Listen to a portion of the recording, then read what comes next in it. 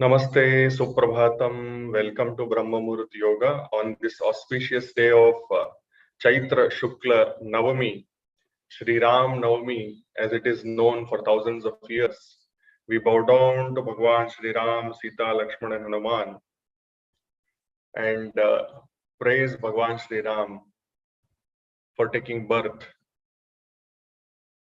and giving us this beautiful Rama Charitra to follow for the ages to come. Thank you very much. And we will start today's session. Today's session is Brahma Muhurta Yoga, Sunday session. We do a lot of revisions and we do a lot of things through which we simplify our practices on this day. In addition to that, today it is very interesting that we have a personality who is going to speak on unique aspects of nutrition. He is himself a surgeon, and he also tries to treat patients without surgery. And one of his important aspects of understanding is about nutrition. He is a gastrointestinal surgeon, so that is why he knows the importance of nutrition, and he knows that how through nutrition many diseases can be modified and surgeries can be prevented. So it's a very interesting personality, and his name is Dr. Gaurang Ramesh.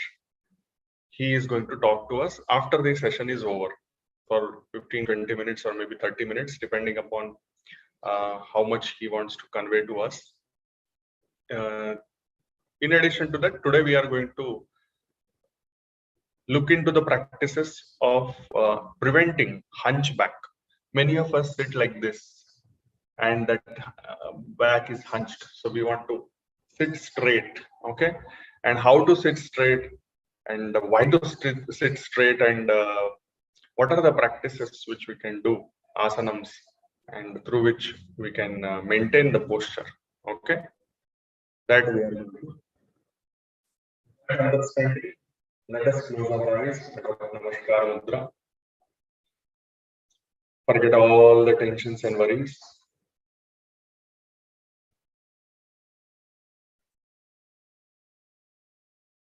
And let us chant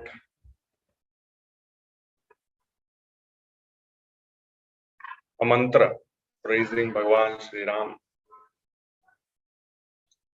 Ramaya Ramabhadraya Ramachandraya Vedhase Raghunathaya Nathaya Sitaya Pataye Namaha.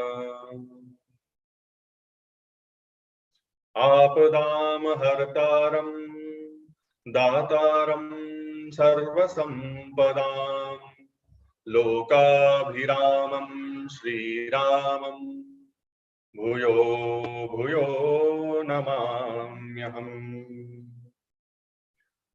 Om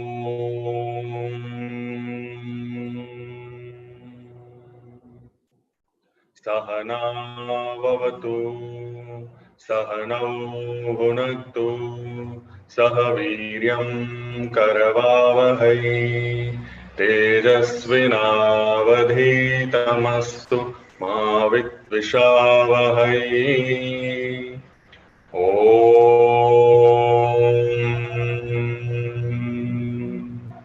Shanti Shanti Shanti. Slowly take your both the hands back, hold your right wrist with the left palm. Inhale, arch your back, look up. Exhale, bend from the root of the back, touch your forehead to the ground. Express gratitude to Mother Earth, Almighty, your parents and Guru. Slowly inhale and come up. Slowly release your hands. With few breaths, you may open your eyes. Namaste, Suprabhatam. Welcome once again to Brahma Muhurta Yoga. Now we are going to perform Surya Namaskar. All the Surya Namaskars today we are going to do on chair, because some intense practices are coming up to prevent hunchback. That is why we will do all Surya Namaskarams on chair and warm our bodies. Let me change the camera.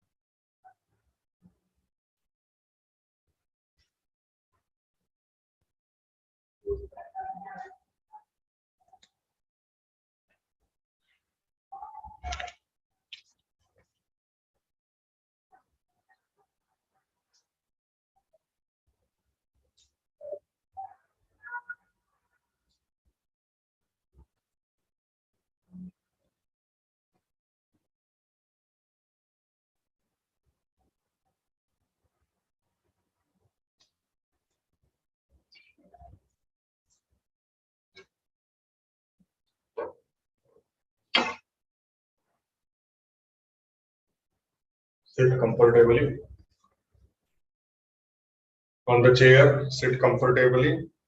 Completely occupy the chair, legs along the legs of the chair. Adopt Namaskara Mantra. Omkar followed by Surya Mantra. Om.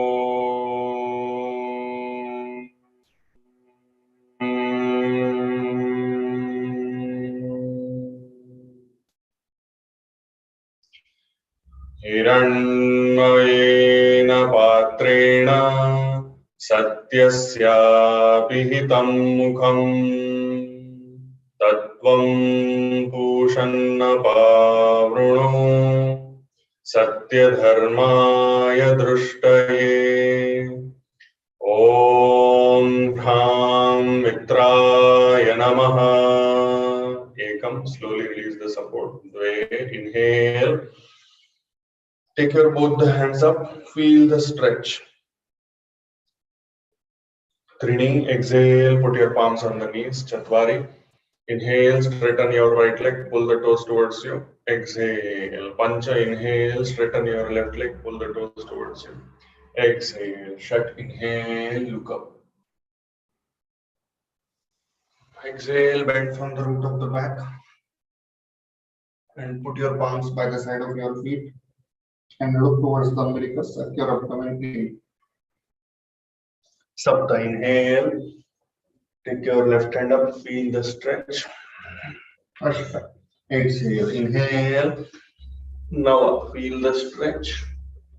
Right hand up, exhale, right hand up. Just inhale. Ekadasha. Exhale, Dvadasha. Om Hrim Ravaye Namaha. Ekam. Dve. Trini. Chatvari. Pancha.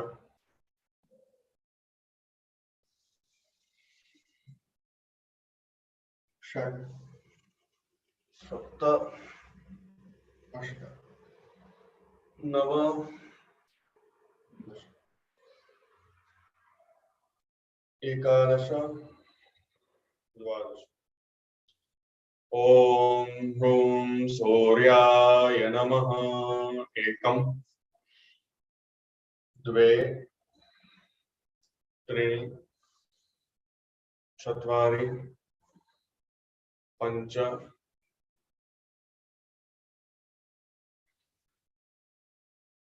Shat. Sapta. Ashta. Nava. Dasha. Ekadasha. Dvadasha. Om Hraim Bhanave Namaha. Ekam. Dve. Trini. Chatvari. Pancha.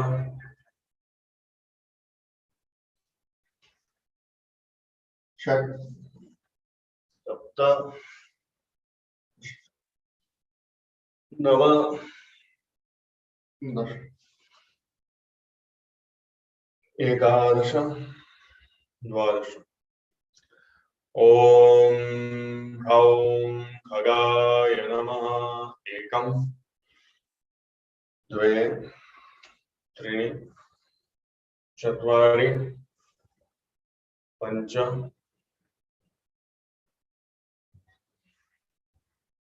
षट् सप्त अष्ट नव दश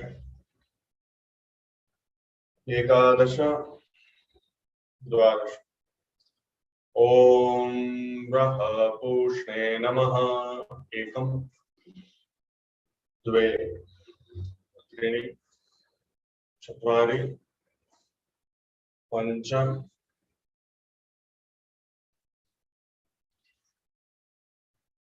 षट् सप्त अष्ट नव दश एकादश द्वादश ॐ ब्रह्मपूष्णे नमः एकं द्वे त्रीणि चत्वारि पञ्च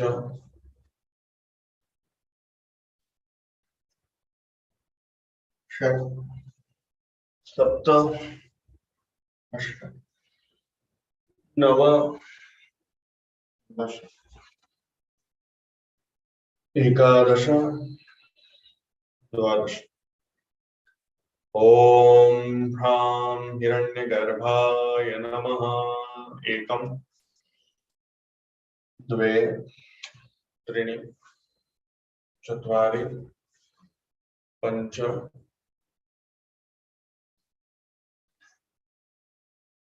षट् सप्त अष्ट नव दश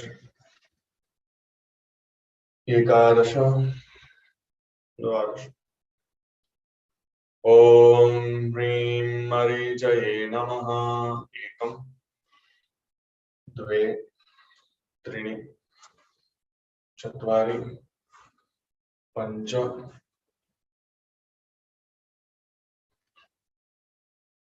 षट् सप्त अष्ट नव दश एकादश द्वादश ॐ ह्रूं आदित्याय नमः एकं द्वे त्रीणि चत्वारि पञ्च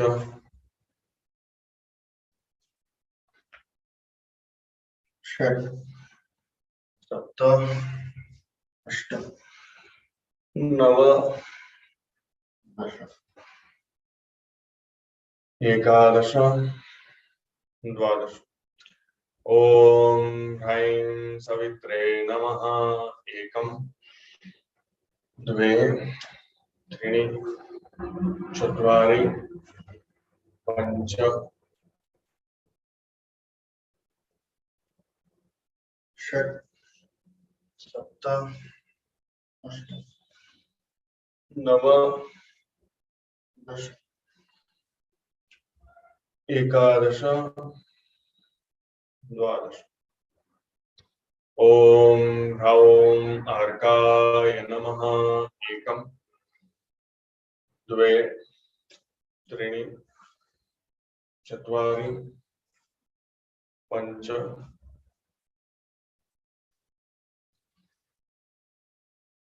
षट् सप्त अष्ट नव दश एकादश द्वादश ॐ ब्रह्मभास्कराय नमः एकं द्वे त्रीणि चत्वारि पञ्च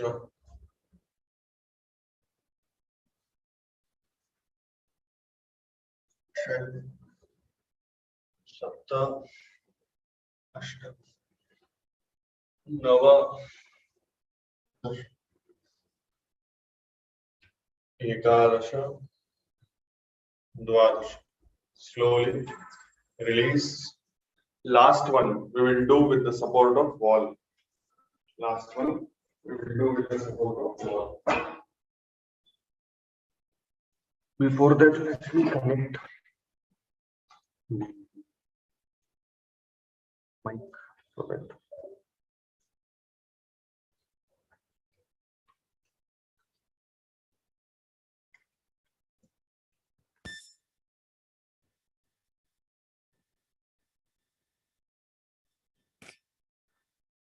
it requires a lot of dedication to practice yoga regularly, that too even on a Sunday.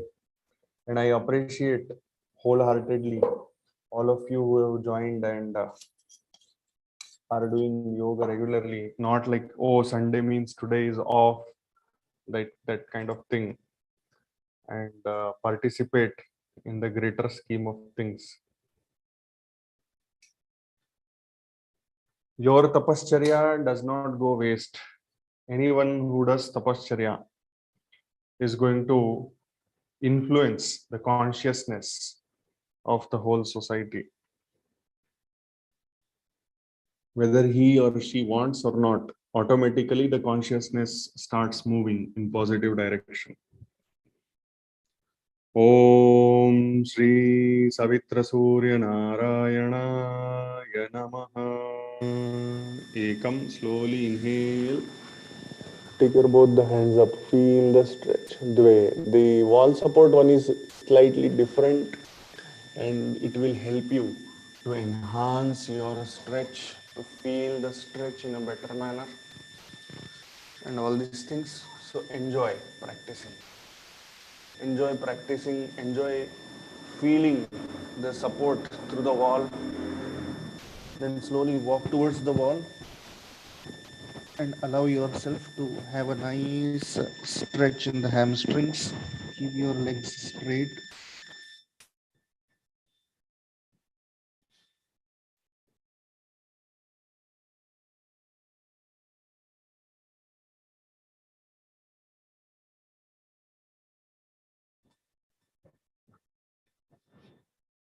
Try to press your palms on the floor. Trini. So now you have to take your left leg back, right leg toe will be touching the wall, knee will be touching the wall, left leg will be straight like this. Enjoy the stretch. Ashwasanchalanasana. Slowly bring your both the legs back like this, and stand on your palms and toes. Your top of the head will be resting on the wall. Inhale and exhale. Put your forehead on the ground. Shashankasana. Now gently inhale and touch your chest, forehead, both the palms, both the knees, and both the toes. Ashtanga Namaskar. After that, go closer to the wall. Touch your chest and chin. Urdhva Mukha Svanasana. Enjoy the stretch. Slowly, from same place, index finger, thumb touching the wall, and feet behind going completely flat onto the Mother Earth, and down. Adho Mukha Svanasana. Look down. Adho Mukha Svanasana. Inhale and exhale. Once again, Shashankasana. Now slowly inhale, left toe, left knee, and then slowly enjoy the stretch again. Ashwasanchalanasana. Feel it nicely. Then once again, bring your right leg front, folding, and then this is what will happen. Padottanasana. Enjoy the stretch. Inhale, come up. Urdhva Hasta Tadasana. Exhale, Namaskar Mudra. So release and relax. So this is what is Surya Namaskar. Okay. Now we are going to do some interesting practices through which we are going to improve. Welcome, Dr. Gaurang. Our core strength and reduce the fat in the core region. Okay. Some very interesting only breathing practices. Okay. Very simple, and this will help to prevent hunchback also. Inhale, take your both the hands up. Exhale, go down. But this time be very, just very relaxed. Inhale, come up. Exhale, go down. Inhale up. Exhale, go down. Inhale up. Exhale, go down. Inhale up. Exhale, go down. Inhale up. Exhale, go down. Inhale up. Exhale down. Inhale up. Exhale, go down. Inhale up. Exhale, go down. Last round. Inhale up. Exhale. Stay there for a while. You can take your both the hands back also. And try to improve your stretch.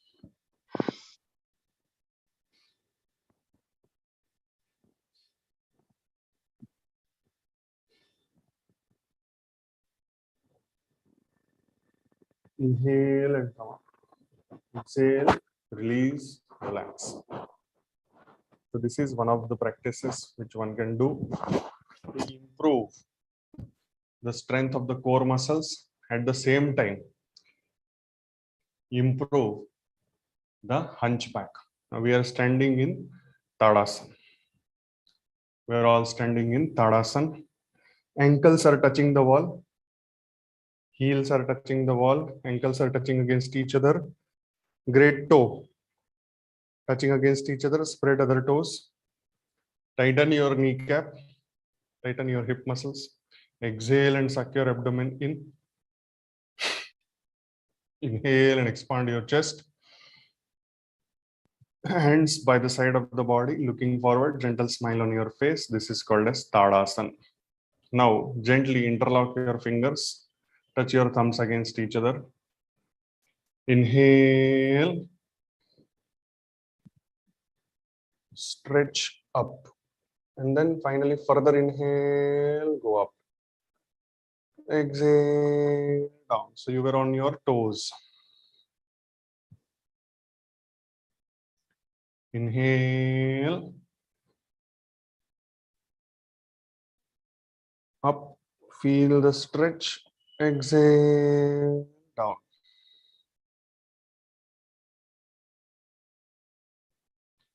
Inhale up.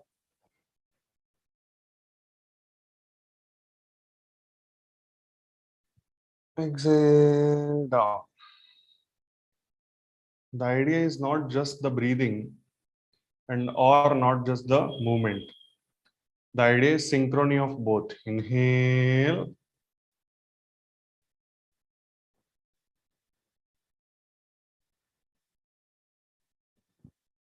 Exhale.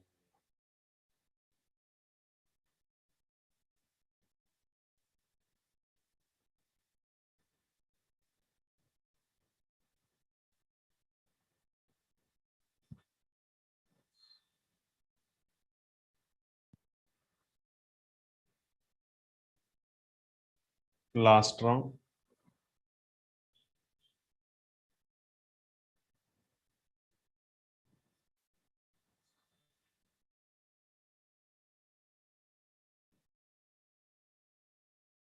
release, and relax. Like that. Now, next movement. You can increase the distance between the legs. Just 1 to 1.5 feet. Inhale, take your left hand up. See, this we are combining core strength plus hunchback. And then right hand, keep it relaxed and bend towards right. Look along the left hand. Inhale, come up. Exhale, down. Inhale, right hand straight. Just don't just like that start bending. First feel the stretch here and then slowly exhale. If you are along the wall, your orientation, your posture correction automatically happens. Exhale, down. 2 more rounds. Inhale. Na hatat, na balat. How much ever is possible, that much you do.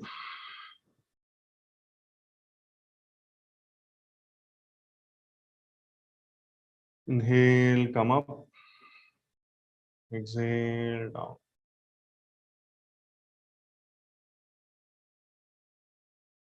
Inhale, up. Exhale, down.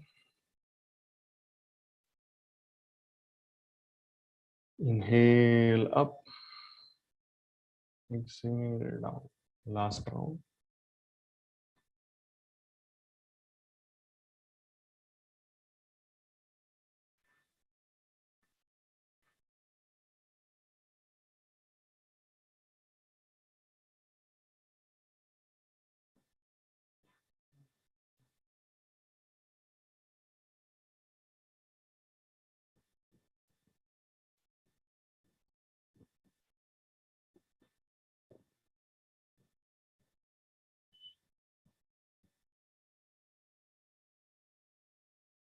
Inhale, up.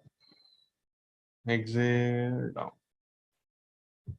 Now, we will do some practices sitting on the floor like this. We will take support. We will take support and do the practice. Okay.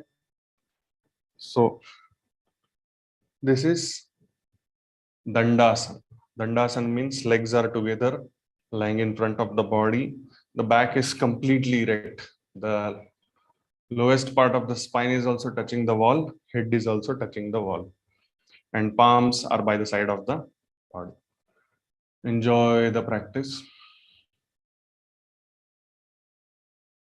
Now in this Dandasana, we will do Urdhva Hasta Dandasana. Once again to prevent hunchback. Inhale. Straighten your elbows. Exhale. Inhale.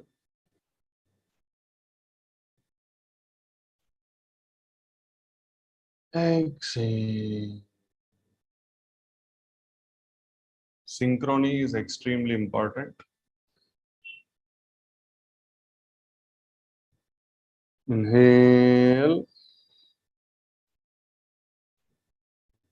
Exhale.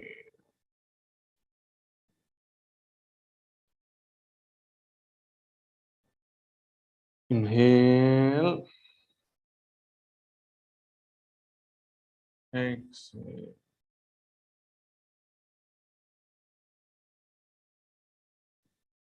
Inhale. Exhale. Last round. Inhale. Exhale. Slowly release and relax. Now, one very interesting aspect of hunchback I will explain you, and how the brain works. Okay, how brain works and how it helps us to improve our practice. Okay, now the thing is, there is a movement of the spine which is spinal flexion and spinal extension. What is the spinal flexion? If you hunch, that is spinal flexion. And if you look up and arch your back, try to look back, then that is spinal extension. The capacity of spinal extension is very less as such. Flexion is also limited because of the rib cage and all these things. But at particular points, we can bend completely. Like if we try properly, we can bend in Padottanasana, that is touching the toes pose. Okay. Similarly, if we try to just like that bend, what happens? We will never be able to touch our forehead to the ground. So that is why what we need to do is the muscles, there is something called as antagonistic muscles. Okay. One muscle is for this movement, another muscle is for this movement. So because of that, the extensor muscles, if we are able to activate, like the extensor muscles of the spine, this I gave for example. If we activate, then what will happen? We will be able to bend forward better. You see, okay? Interlock your fingers, hold, inhale, look up, and while keeping to look up, that is extending the spine. Then when we bend forward, then it becomes easy. Touching the chin or forehead. Or else you can extend your hands also further and then enjoy the stretch. So here what I did, by keeping my view up, I activated all the extensor muscles of the spine. And then I went forward. And then I enjoyed the Baddha Konasana. So I am bending forward also. And at the same time, I have engaged my extensor muscles as well. Baddha Konasana, as we all know, it's very interesting. It will create a lot of improvement in our posture. In addition to this was forward bending. Now we will do backward bending. For backward bending, I will show you the side view. What is backward bending? First of all, sit comfortably in Dandasana. After that, inhale and exhale. Sit on the right heel, inhale and exhale, sit on the left heel. Okay. And then sit in Vajrasana. You can sit in Vajrasana like this also. That is hunchback, gunbenno. And you can sit correctly like this. Then gently, you can come out of it. Something called as Virasana. Means your ankles are out and you are sitting on your hips. These are very interesting. If you sit like this or sit like this, decide and then act accordingly. Okay, now when we stand up and arch our back, look back like that, then it becomes Ustrasana. Ardha Ustrasana. We can support our lower back, keep the thumb along with rest of the fingers, and then press against the lower back.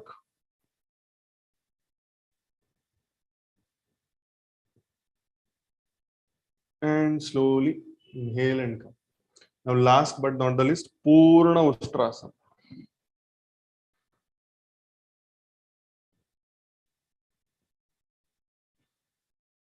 Nice external rotation you should do. And then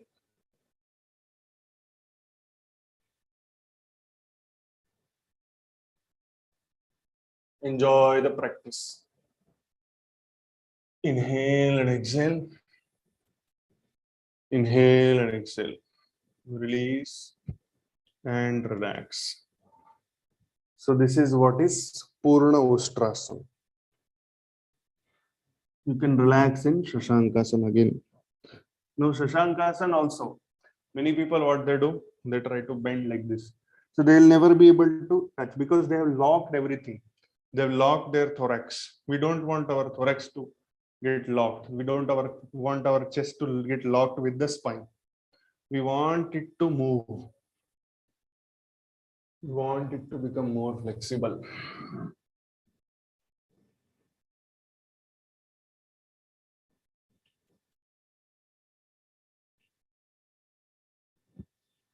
Slowly lie down on your abdomen. Here also, very interesting. We can do either touch your chin or touch your forehead, depending upon your capacity. Keep legs together, palms by the side of the chest. Keep elbows close to the trunk. Inhale. This is Bhujangasana. Exhale. Then you can practice Shalabhasana. Take your both the hands down and lift your both the hands, both the legs, and balance yourself on the abdomen. Inhale. Exhale. Then you can practice Dhanurasana. All these practices are going to help us to prevent Gunbenno, that is hunchback. Hold your ankles nicely and slowly inhale.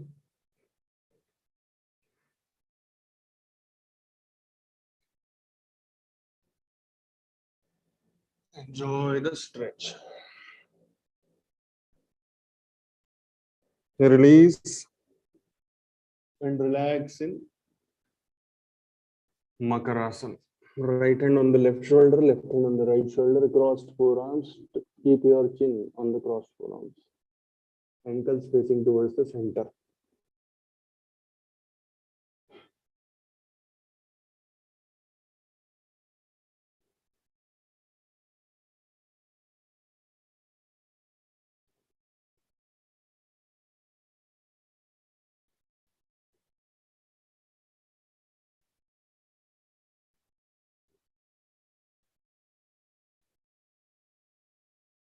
Slowly release and turn towards right and lie down on your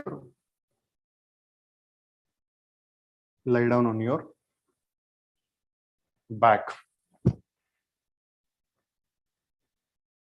So I am showing one round only. There are 3 practices which you can do to improve your core, at the same time improve your hunchback. Inhale, lift your legs up. Exhale. This is one, Uttana Padasana. Then inhale and lift your trunk up. That is Urdhva Hasta Dandasana. Exhale. Then there is Ardhanavakasana. Enjoy the practice. Then there is Purnanavakasana, in which you balance your body on the hips only. It's very interesting. It strengthens the core and improves the hunchback. Slowly release and relax. Last but not the least, Na Hathat Na Balat. It is for youngsters like Gautam and Gaurang, Pihu, Chakrasan. And if elderly can do, I am more than happy. But be careful, Na Hathat Na Balat. Chakrasan. Your fingers will be pointing towards the body. Okay. You should know your capacity. Depending upon that only you should practice. Okay. Inhale and lift. Straighten your elbows.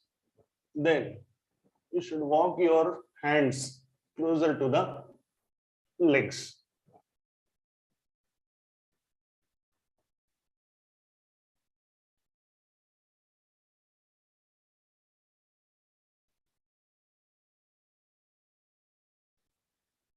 Slowly inhale and exhale. Release and relax. Completely surrender to Mother Earth.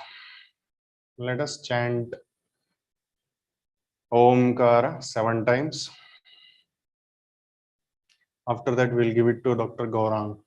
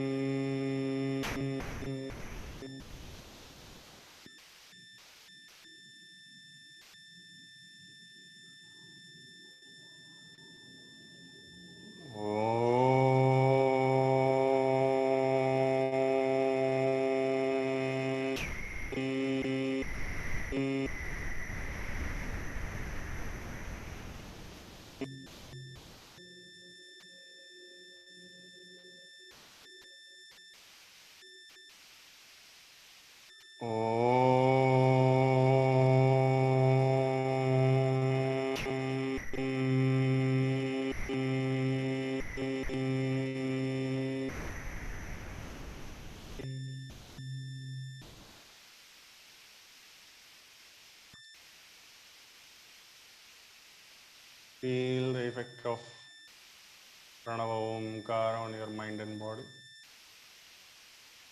Brings a gentle smile on your face. Let us wiggle our toes, fingers, turn our heads to left, then to right 2 times. Slowly bring our legs together. Hands by the side of the body. Take your right hand up, fold the left leg, turn towards right. Feel the stretch. And then, with the support of both the hands, come to sitting position. Now, we are going to listen to Dr. Gaurang. Namaste, Dr. Gaurang. Namaste, sir. Namaste. And please give a short introduction. I have already told in the beginning of the session about you that you are a gastrointestinal surgeon. And in addition to being a gastrointestinal surgeon, you are integrative medicine expert, and you have been treating patients by modifying their diet, by giving a better nutrition, by advising on different aspects of complementary and integrative medicine.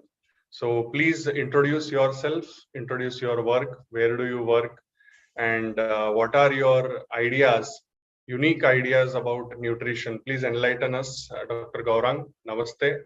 I am giving the mic to you now. Thank you.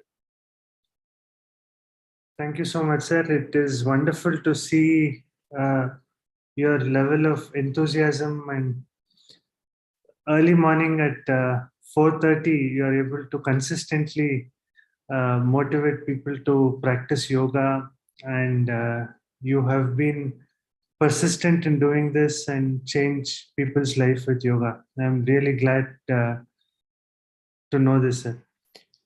To give a brief introduction about how I got into this, I belong to a family of doctors. And at home we always had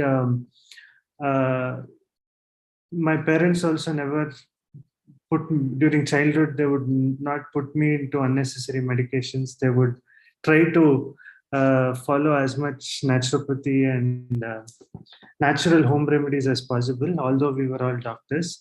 So I had an inclination to Indian traditional ways of looking at the body. But once I got into MBBS and became a surgeon, my mind was confined to the scientific and allopathic way of looking at the body.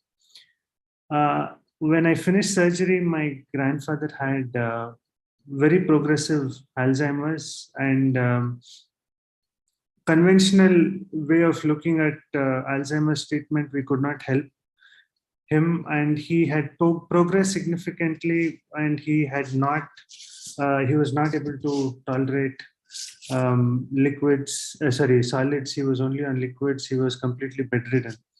That is when I started researching about it, and I came across Dr. Dale Bredesen, and he actually had spent about 15 years searching for the molecule to reverse cognitive decline, but he had failed in getting results in improving patients' lives. But when he started incorporating, his wife is an integrative medicine practitioner. So when he started incorporating his wife's principles of treating patients, then he started seeing results. So that's how I got into this and started reading and researching and started doing courses about integrative medicine, functional medicine. And now I am more happy to practice this over conventional surgery. So when we look at chronic diseases, it is the way we get chronic diseases is different from acute illnesses. Our medicine today, the modern medicine, was wonderful to treat acute illnesses. Like about 50-60 years back, most of us were dying of infections, and antibiotics was wonderful in saving so many lives and eliminating some of the epidemic diseases also. But we have our perspective of looking at the body has remained the same. When we look at a disease, we want to name it based on the histopathology of the disease, and we want to find a molecule to treat that disease.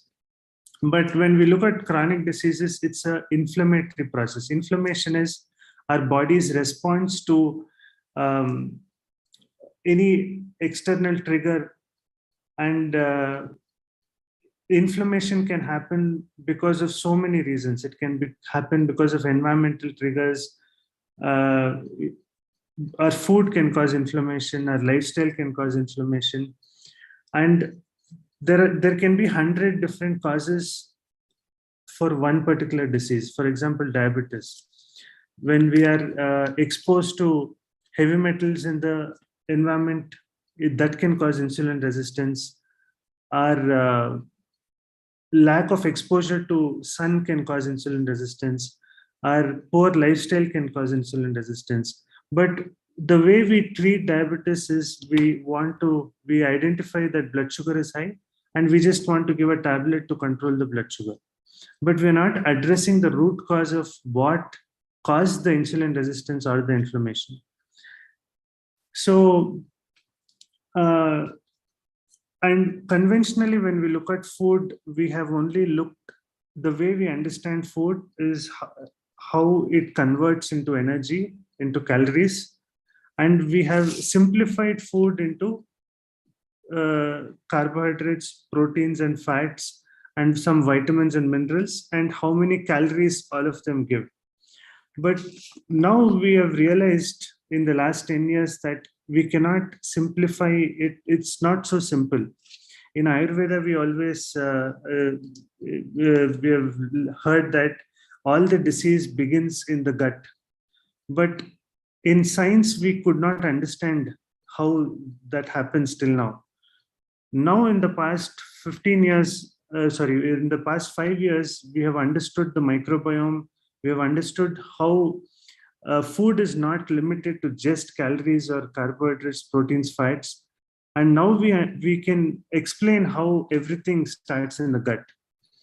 So I'll just tell some of the things what in the last 5 to 10 years we have discovered in modern science, which is really helping us use food as medicine.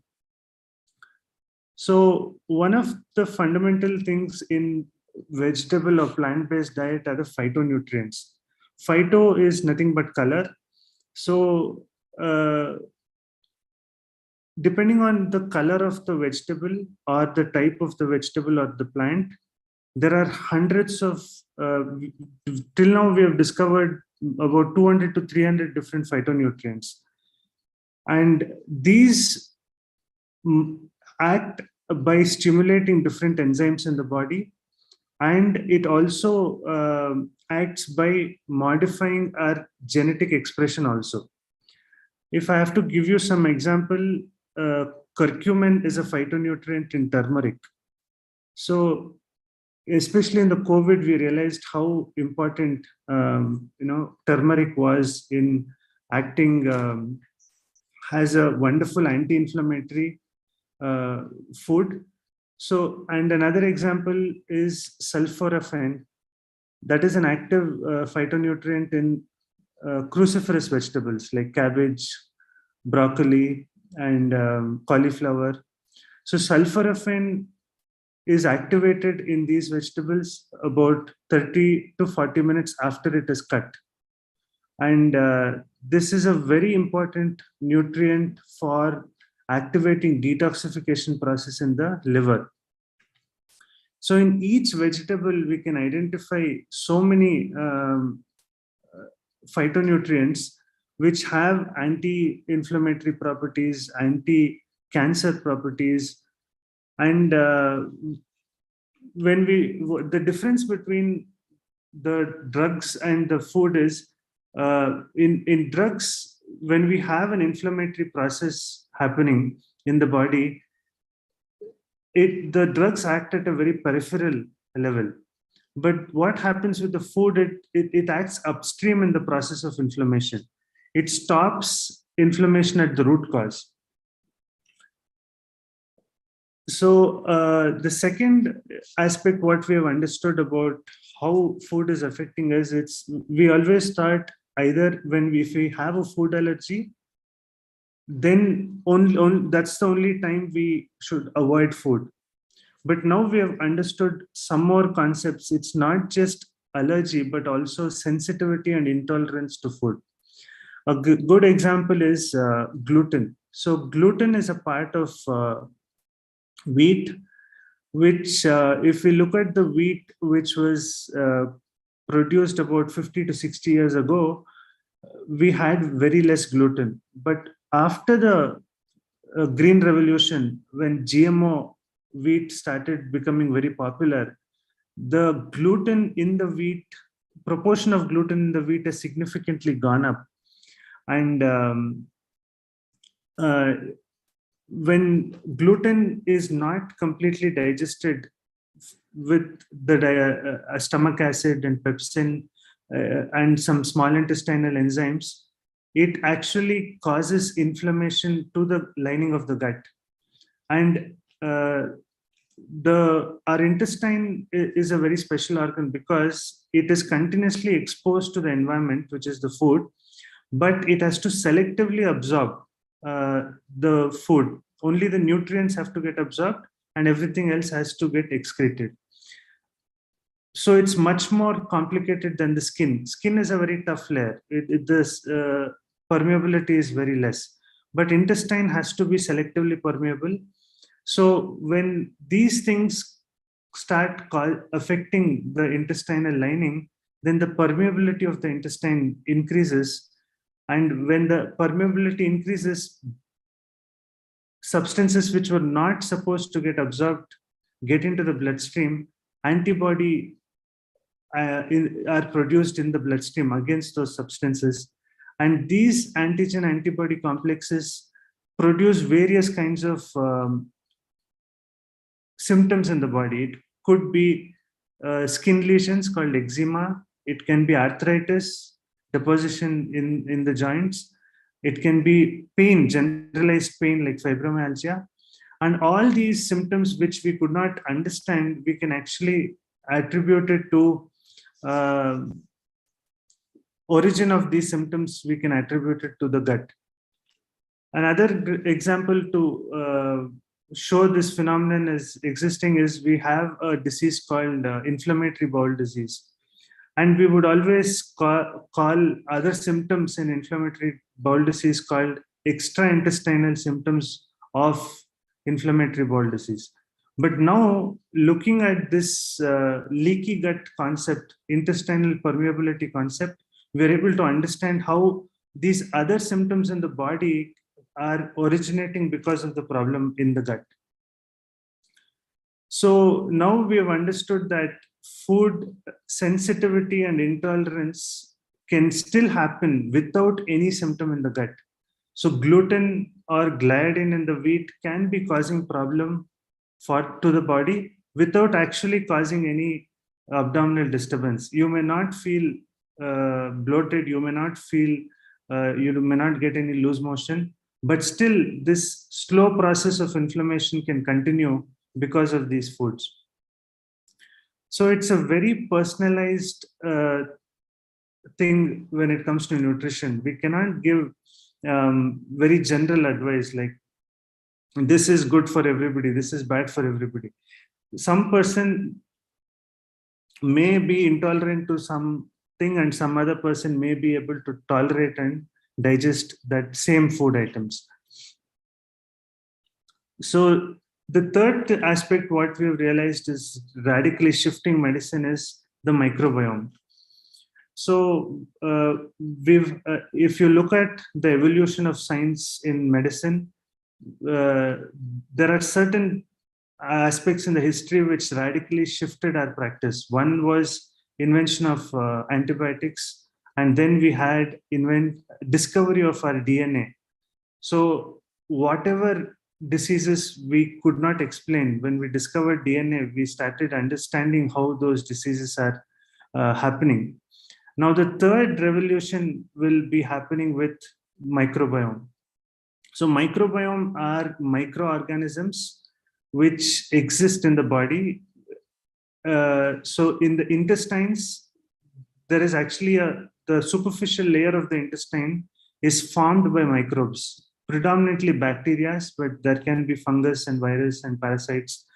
And this is the microbes, the number is so high that the thickness of the microbial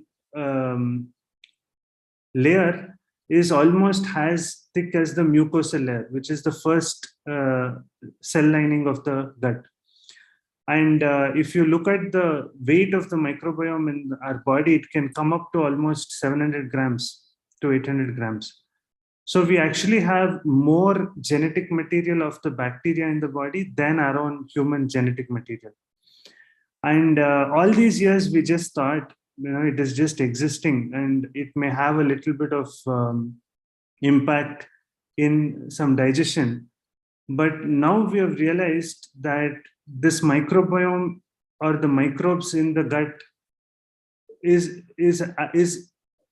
our actual organ itself. It has an impact on metabolic factors. It has an impact on our hormones. It has a significant impact on our immune system, and it helps in digestion, and it also affects our genetic material, our DNA directly. So one good example of how we learned about it is in GI surgery, we would perform something called bariatric surgery for weight loss. For people who are very excessively heavy, we would cut down the stomach size, or we would change the pathway of the intestines to reduce the absorption, and that would significantly bring down their weight. But what we observed was they were also having metabolic impacts. People who underwent bariatric surgery, would reverse the diabetes. Just next day, they would stop their insulin, and arthritis would completely go. And so many other chronic problems would disappear. So now we're able to understand that many of those impact consequences were because of the change in the microbiome.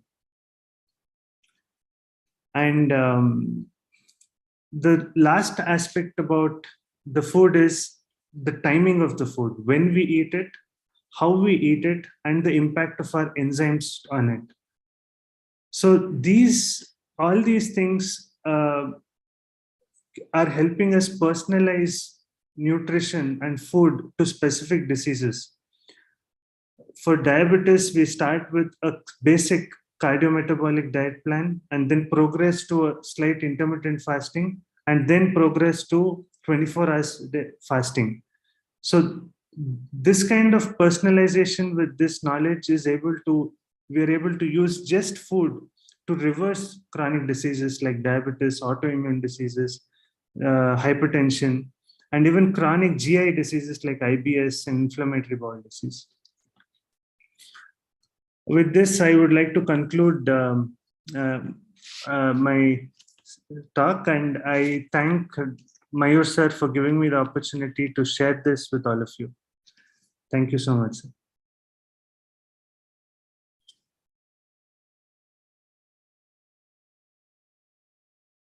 Thank you. Thank you very much, Gaurang, for your beautiful insight. And yeah, definitely, it's a very important aspect. And you have, in a nutshell, expressed the unique ideas about nutrition. One of the unique idea is that many of us, we try to eat over hygienic food. And that may not be good for your gut, because gut has to develop that microbiome, and some amount of contamination is always good. And that is what I think the drinks like kombucha, you advise the drinks like kombucha and fermented drinks like that, and through which there are many beautiful changes also that are happening. Is it right, Gaurang? Yes, sir. That's absolutely correct, sir. Yeah. So Gaurang is having a hospital. There are two hospitals, that is Anugraha Vittala Hospital, and there is one more hospital called as Arka Anugraha Hospital. Arka Anugraha Hospital is very near in JP Nagar, on the main road only it is there. And AV Hospital Anugraha Vittala is there in South End Circle.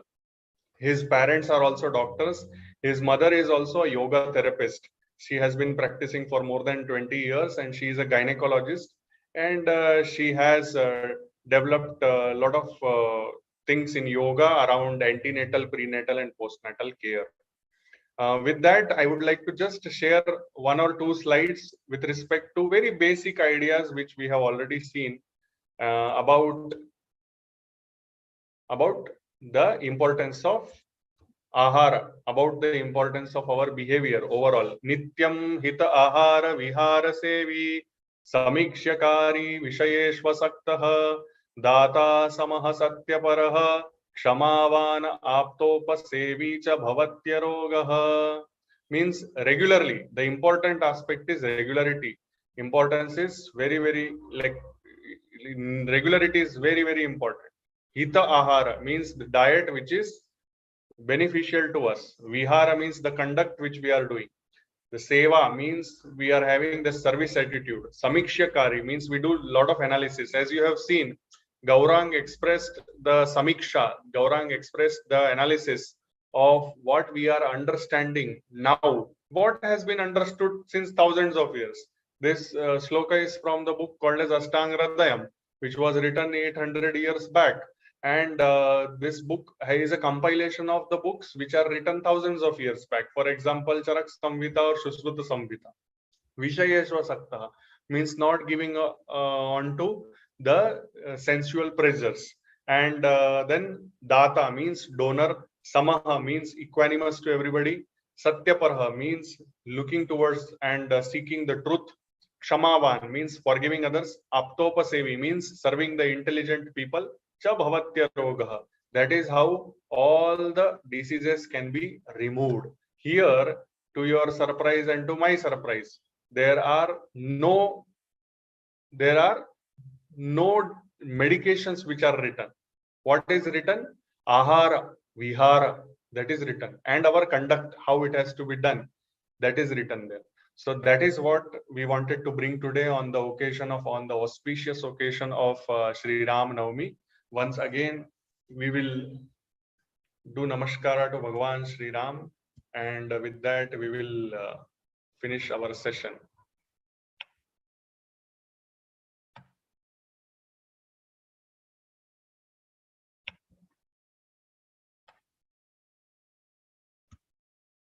So adopt namaskara mudra, Omkar followed by Sarve Bhavantu Sukhinah. Om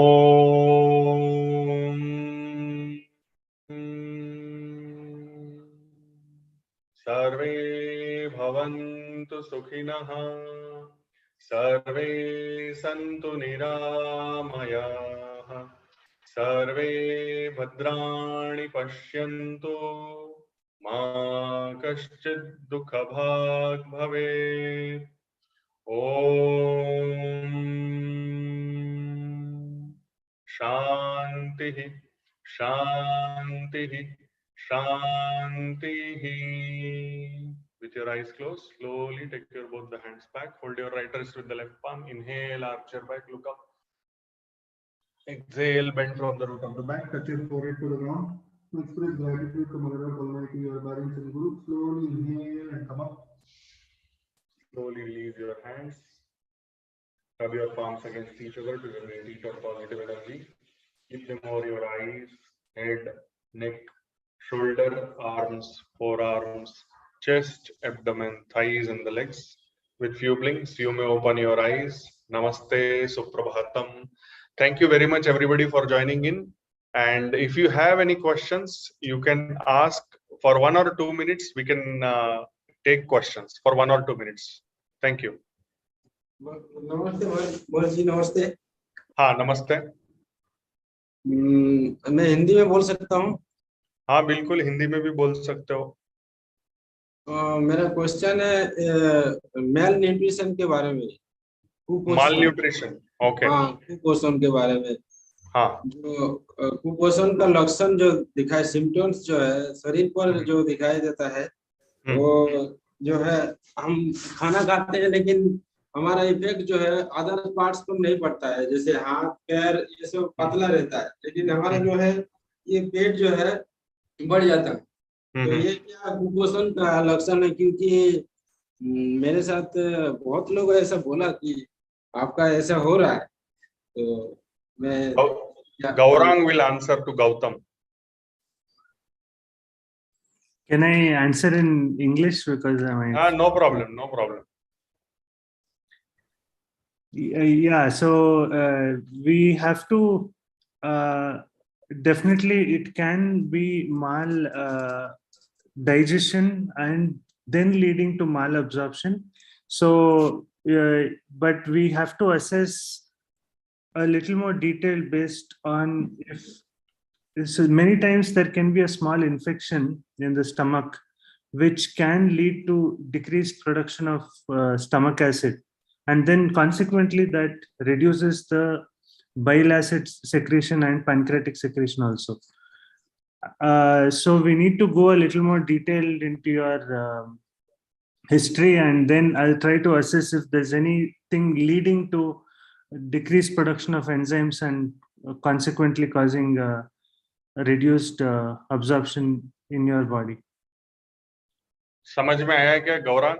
Gautam ji समझ में आया। क्या समझ में आया? ये हो सकता है कि जो स्टमक में इन्फेक्शन की वजह से कुछ एंजाइम्स वगैरह रिलीज करने में दिक्कत हो रहा है सर। हाँ, तो जो अग्नि बोलते हैं ना, जठराग्नि, जठराग्नि, हाँ, जो आयुर्वेद में क्या बोलेंगे? जठराग्नि। साइंटिफिक भाषा में क्या बोलेंगे? Enzymes, acid. समझ में आया? साइंटिफिक भाषा में एंजाइम्स और एसिड, और हमारी आयुर्वेदिक भाषा में क्या बोलेंगे? जठराग्नि। अभी जठराग्नि कभी कभी होती है मंद, कभी कभी होती है बहुत ज्यादा। तो अगर मंद हो गई तो मंद होने की वजह से जो भी खाते हैं वो डाइजेस्ट नहीं होगा। या तो फिर बहुत ज्यादा हो गई तो तीव्र जठराग्नि भी हो गई, तो उसमें भी बहुत ज्यादा डाइजेशन हो जाता है और उसके वजह से मोटा नहीं होगा इंसान, पर आंतड़ियां छिल जाएंगी, उसके वजह से लोगों को अल्सर होते हैं, ऐसा है। तो ये इसका जो खेल है माइक्रोबायोम का खेल है, तो वो माइक्रोबायोम के बारे में वो बता रहे हैं कि हो सकता है कि कोई इन्फेक्शन हो और उसको चेक करना पड़ेगा इस तरीके से। ठीक है, ओके। ये रात को डिनर करने के बाद वो जो मैं दूध पीता हूँ, लाइट वार्म रहता है, हाँ, तो उसके वजह से क्या गैस बढ़ता है, ये ऐसा मुझे फीलिंग होता है। हाँ, गौतम, गैस ज्यादा हो गौरंग, रहा है। Gaurang, Yes, Gaurang, sir. So the thing about milk protein is we are get what is available today as milk is extremely adulterated. Right from the time the cow is born, it's fed with a lot of antibiotics, and the feed which the cow gets is loaded with pesticides also. And then the cow is stimulated to produce milk through hormones. So all these things actually affect the milk protein also in, and we are rampantly seeing milk protein intolerance and sensitivity in the population. So actually milk being always required for everybody is a misconception and a myth. It's only in the children which is it may help in the calcium and protein, but as we finish our childhood, we don't actually require milk. We can get enough calcium, enough nutrients in vegetables. So I would suggest you to stop milk completely. You can still have black tea, black coffee and all that, but not if you are, especially when you are noticing symptoms that you are developing bloating after milk, it's all the more reason to eliminate milk from your diet. Thank you, Gautam, thank you, Gaurang, and thank you everybody for actively participating. Always remember that all of us have to be healthy, happy, and prosperous together. None of us should suffer. All of us have to live in harmony and peace, along with all other plants and animals. Jai Shri Ram. Have a very beautiful celebration of Bhagwan Shri Ram's Janmotsava. Thank you. Have a nice day. Namaste. Thank you, sir. Thank you very much. Very nice. Jai Shri Ram. Jai Shri Ram. Dhanyawad, Jai Dr. Shri Ram. Jai Shri Ram. Namaste. Namaste. Namaste. Thank you very much. Namaste. Gaurang Ramesh. Thank you. Thank you. धन्यवाद। धन्यवाद. धन्यवाद. Namaste.